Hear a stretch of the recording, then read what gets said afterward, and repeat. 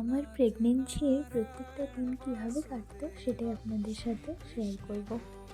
সকালে আমার লাড্ডু শিবু দর্শন না নিয়ে শুরু করলে কেমন যেন যায়। তারপর নিতাম কুলেখাড়ার রস, যেটা প্রেগনেন্সিতে ফুটিয়ে খাওয়া উচিত, সাথে অঙ্কুরিত ছোলা, কাজু, আমন্ড, আখরোট, খেজুর। এটা পাল্টে পাল্টে খাওয়া যায়। তো টিফিনে খিচুড়ি মশলাবিহীন আর একটি ডিম সিদ্ধ। তারপরে স্নান সেরে আমার একটু বই পড়ার অভ্যেস ছিল।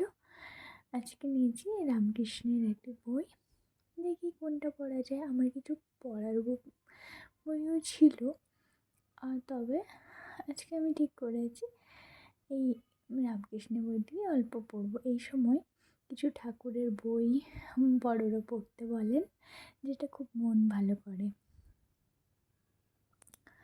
তারপর ওই 11টার দিকে আমি ফল খেয়ে নিতাম, কারণ বিকেলে ফল খেলে আমার অ্যাসিড করে। সবারই এই টাইমটাই ডক্টর সাজেস্ট করেন ফল খাওয়ার জন্যে।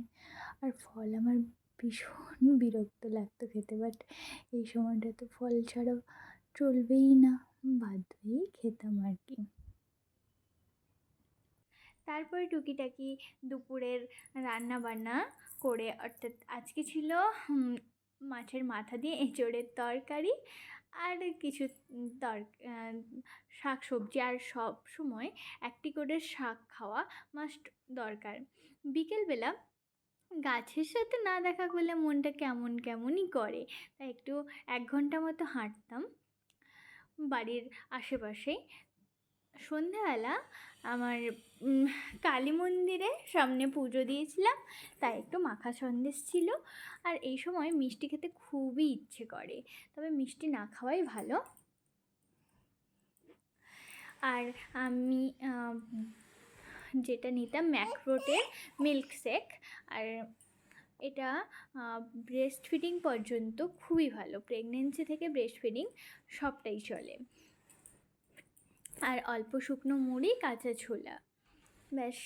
সন্ধ্যের তে যেটা ফাস্ট ফুড খাওয়া খুবই মন চাইতো, তবে প্রেগনেন্সিতে তো একদমই অফ করে দিয়েছিলাম খাওয়া। এগুলো খেয়েই 9টা মাস কাটিয়েছি। তারপরে রাতের খাবারটা আমি 8:30 থেকে 9টার মধ্যেই খেয়ে নিতাম।